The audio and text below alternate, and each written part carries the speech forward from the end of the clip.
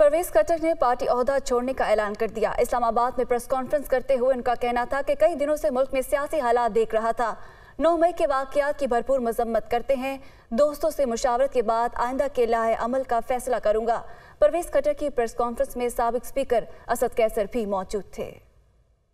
कई दिनों से मैं मुल्क पे जो हो रहा है और जो हालात सियासी बन रहे हैं मैं उसको असेस कर रहा था, और जो इस मुल्क में हुआ अच्छा नहीं हुआ। 9 मई का जो हादसा हुआ उसको मैं पहले ही कंडेम कर चुका हूँ, क्योंकि ये हमारे शहीदों की बेहुरमती या जो भी हुआ, हम कोई भी इस मुल्क में उस पर खुश नहीं है और ना हम खुश हैं, और ऐसी हरकत अल्लाह ना करे कि फिर इस मुल्क में हो, और मैं इसको दोबारा कंडेम करता हूँ।